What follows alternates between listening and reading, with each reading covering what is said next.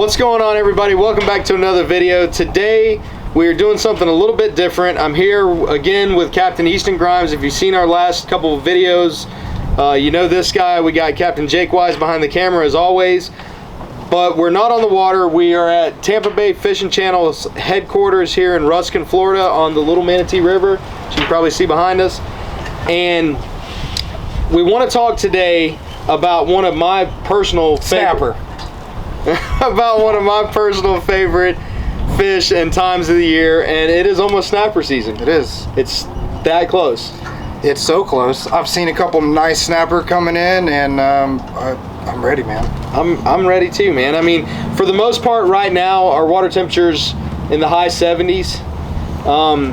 We're still seeing a lot of 10 to 12 inch snapper. I mean, if they are legal, we're still seeing a lot of these. Yeah. But like you said, occasionally right now we're seeing those 15, 16 inchers starting to pop up, which means it's that close to being full on snapper season. Yeah, I haven't fished for them at all yet, but being around the boat ramp, you see some, every now and then people are bringing in some nice ones, and it's not super consistent yet, but it's starting to be more and more. So right, probably in the next month, I would say I'm gonna start targeting them things. I would think probably, what are we at? We're beginning of March. I'm thinking probably by the beginning of April we should start seeing some bigger fish moving in, and then April, May, June, July, August is when you're going to catch those giant snapper that do get in Tampa Bay. I mean, to me, up until a couple years ago, a good and it's still a good snapper, but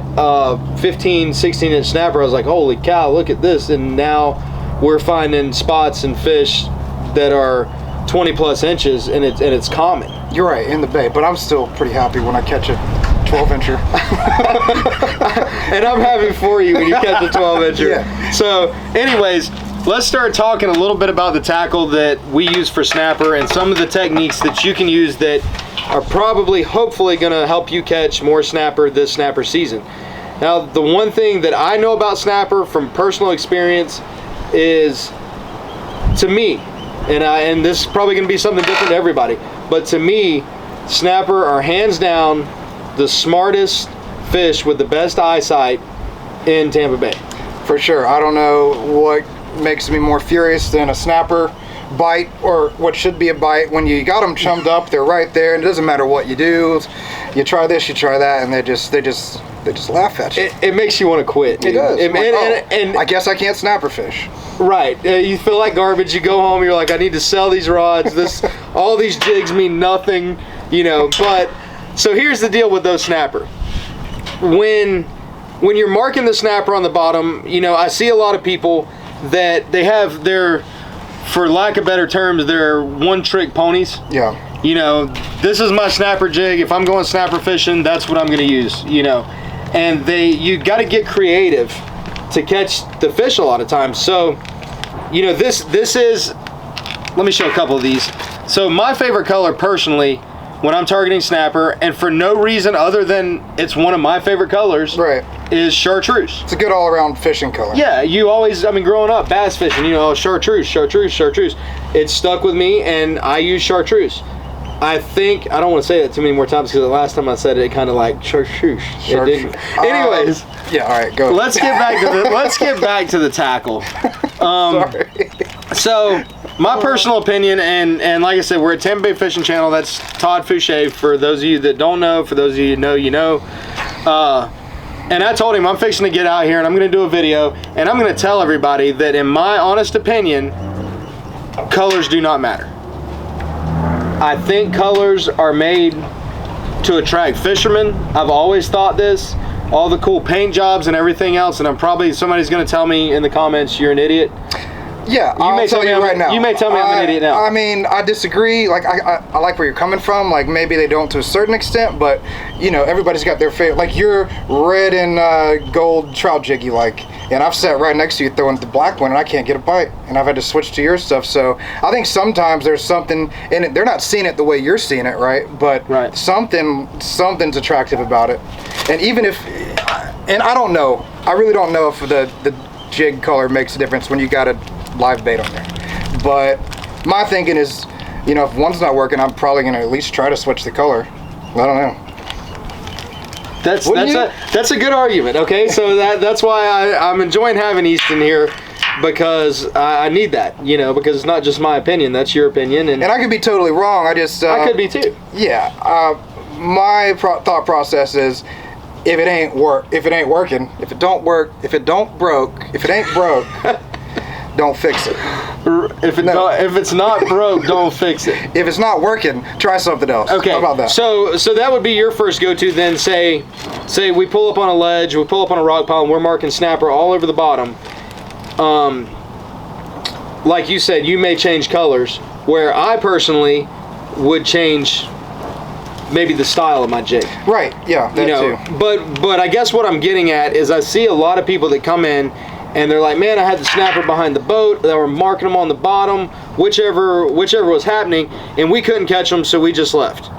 And they just weren't biting. Think about what you're using. I started looking at the rods on the boat, and I'm like, everybody on this boat has the same jig on, the same weight, the same style.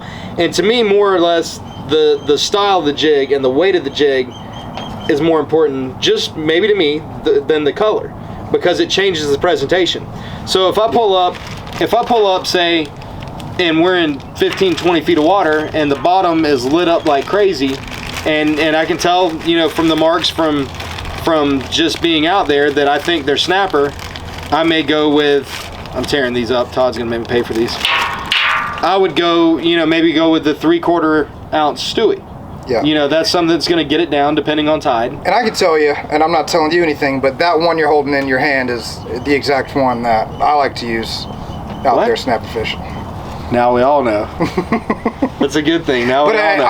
I'm like 10 years behind everybody, because just last year I didn't do any of this, and it was just straight. If I'm fishing on the bottom, circle hook and an egg sinker, knocker rig. Right. But this makes it so much easier, because you bring up that knocker rig and it's wrapped around your line a bunch of times. It slides down over your hook, and you know. And I think that's what people get caught up in, is that's the way they do it, so that's the way they want to continue to do it. Even though there's fish down there, they just say, oh, well, they're not biting today, you know. And it still does work, but I know I've pulled my boat up right next to yours, and you're using these Stewie jigs, and I got the knocker rig, and maybe I was doing 10 things wrong, I don't know, but you were catching fish and I wasn't. And that probably day I said, hey, throw me some of those jigs, and yeah, there's something about it. There's something to it, you know. And so then, you know, say you pull up to that same spot in 15, 20 feet of water on the rock pile, and the fish are coming up. You know, you drop your chum over, you put your chum bag over, whatever you got, and all of a sudden the water turns red behind the boat, and we've all seen it.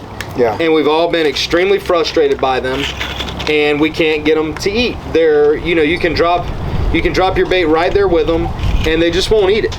And, you know, again, like I said, I mean, so many people that I see may have these fish chummed up and worked up on the top, and then I'm like, what did you throw at them? Well, my 1 ounce knocker rig, you know, and well, the fish are on top. Yeah. You know, you got to start, especially for snapper, you really got to think like they're thinking. And if you watch them close, you can really see, especially when they're chummed up, how they're reacting.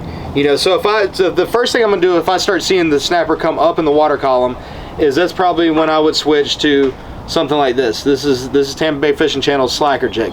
It's still a jig. It's basically a weighted hook, and you know, it's just not as heavy. It's more of a natural presentation, and you know, maybe today that fools them. I really personally don't have a favorite. How, I guess is what how I'm saying. deep would you use that? Would you use that slacker jig in like 15, 20 feet, or is that more for like deep water where you're trying to get it? You know, it's got a lot further way to go. Because I might just try to throw just a hook in that situation. Right, and that's something else you might want to do is try just freelining. You know, but sometimes you can just see the silhouette of the snapper and the tides, and they're down a little bit. Right, they're down a little bit, and maybe the tide's ripping, you know, pretty hard, and they're wanting to come up, but they're not real sure about it, but they're not on the bottom either, where I would use this. Right. So then, you know, I may go to something like this, or... Right, so if there's a lot of current, the snapper coming under the boat, your bait's just going to be out behind it before it ever gets down to your face. That's where something like that would come in really handy. Right. And then, you know, there's other times, one of my favorite ways, like you just said, is just a hook. I mean, if the tide's not ripping so fast that you can't, easily present a bait to them like the chum that you're dropping in by using just a hook, then, you can get away with just a hook. But how many times have you seen them come up and say you throw a handful of chum in and you've got... They eat every single one of your chum. Except for yours.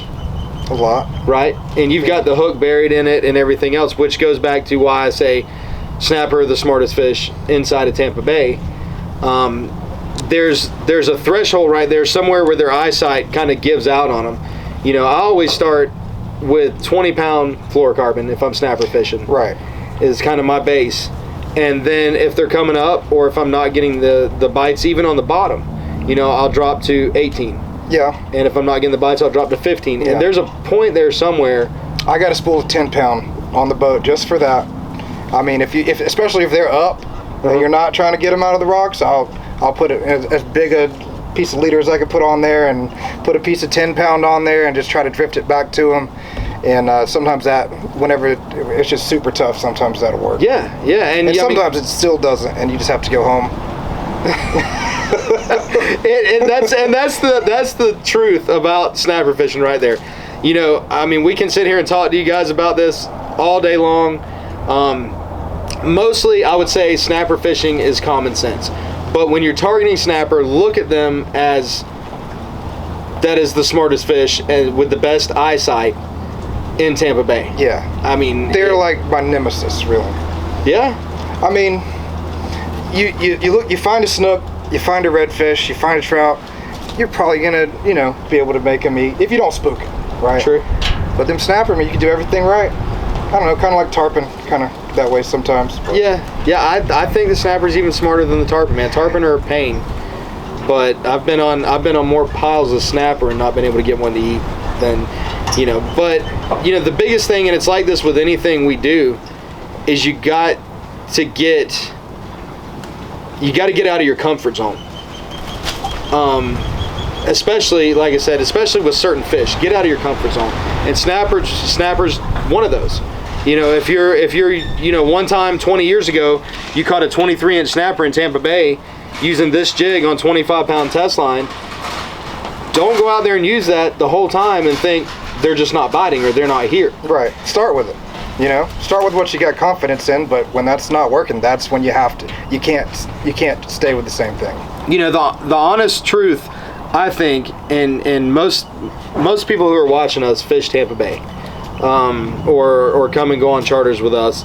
The honest truth, and if you guys have been out on Tampa Bay, you've seen it. If you've been out for any length of time over the years, you've seen it. The pressure on Tampa Bay is amazing. It's incredible how much it's increased. Yeah, I would say amazing. Not in a good way. Yeah, that's not the word I would use, but yeah, it is. I see what you're saying. It's crazy. It's a lot. It's a boom. The fishermen are everywhere. Captains are everywhere. Recreational fishermen, jet skis. And this is not blaming anybody. It's just Florida. It's the way it's evolving. Florida's growing. Fishing is cool. Fishing's cool. People like it, so they're going to do it. But there's ways to do things. Yeah. And there's ways not to do things. I think that's what makes it hard out there. But what I'm getting, what are you getting at? What I'm getting at is just like the bay is changing, the numbers of people is increasing. What'd you say? I'm just catching on to what you're saying. Fish are smart enough to adapt. Got him again. What are you doing? That time I was just tricking you. Fish are beginning to adapt, and I think they've always adapted and evolved with what's going on in their environment. Let's talk a little bit about bait. What do you know about snapper bait? I know that they like to eat shrimp sometimes. They like to eat bait fish at other times.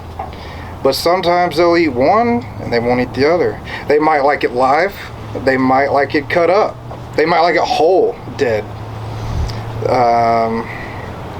That's everything I know about snapper fishing.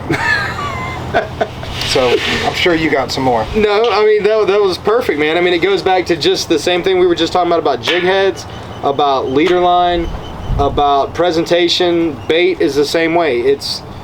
Snapper fishing is no doubt 100% about variety. Yeah. You know, the one thing that I find, and I was made a liar last year, Jake. You were on the boat with us that day we were out with Sam. Remember, we took the 4 guys out and we were snapper fishing, and I had shrimp. You're shaking your head, but they can't hear you shaking your head. He's shaking his head. But you know, I'd been on this kick where had to be dead greenback, hooked in the belly. Right. You know, and I was like, that's the only thing that's going to work, and it wasn't working. And there were shrimp there. Shrimp, I normally use shrimp for snapper the same time I'm using shrimp for sheephead.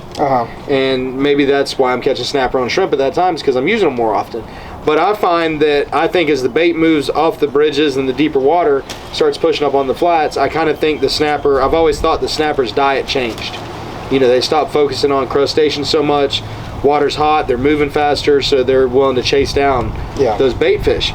But in the middle of the summer last year, like I said, we had been on a really good snapper bite, and it had been, you know, I got stuck in my ways. I mean, it was like this 3/4 ounce Stewie with a dead bait fish hooked in the belly, sent him down, and it was just bam, bam, bam for days and days and days. Well, it wasn't happening. And I'm like, man, I got these 4 guys looking at me like, we're supposed to be catching fish right now, and we're not. What's going on? You know, we can see them on the machine. They're down deep. Jake grabbed a shrimp. We saw you on the YouTube, and you were doing real good. Right.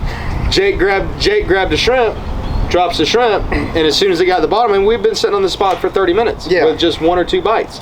Jake drops the shrimp, and bam, 18-inch snapper on a shrimp. Okay, light bulb. I had these shrimp in my live well the whole time, and I was getting down. I was getting discouraged because they weren't eating it the way that I wanted them to eat it. You know what I mean? They were in a different mood. They weren't biting. They just wasn't happening. Right. I don't know what's going on. They're just not doing it. They've been doing it for weeks like this, and now they're not doing it. You know. And it's hard to pass up a shrimp. I don't care what kind of fish you are if That's you're true. hungry. That's true. So I get away from it. We use shrimp in the winter a lot because it's hard to catch bait, and fish is pretty good on shrimp. But I think this year I'm gonna have some shrimp on the boat from time to time when I'm snapper fishing, just to give them something different. Absolutely, because they're getting pounded with everything. I mean, everybody's out there throwing everything. But so, anyways, man. I mean, do you know anything else about snapper that you can? Mangrove snapper, also known as gray snapper, also known as. Those are the only 2 things I know of. Yeah. Grunt is not a gray snapper. A mangrove snapper is actually a gray snapper. Right. A grunt is a grunt, or white grunt. That's what they call grunts. They're not gray snapper. They don't have teeth. They're Tampa Bay hogfish. Oh yeah. Snapper have sharp teeth. They will bite you, and if they bite you, they're not letting go. That's true. You have to cut their head off. Found that out a few times. You got to get it. You hopefully have a flathead on the boat, screwdriver, and try to get in there and pry them open. Yeah, they're bad. They're bad news. But so, anyways, guys, that's pretty much everything that myself and Easton can tell you about snapper fishing. But it is coming up. It's fixing to be on fire inside the bay. Fingers crossed, everything stays like it is. Right. So and it's time to start booking some snapper charters. So if you go back and watch some of our older videos, you know, you can see some of our snapper fishing videos and kind of give you an idea of what we're coming up on.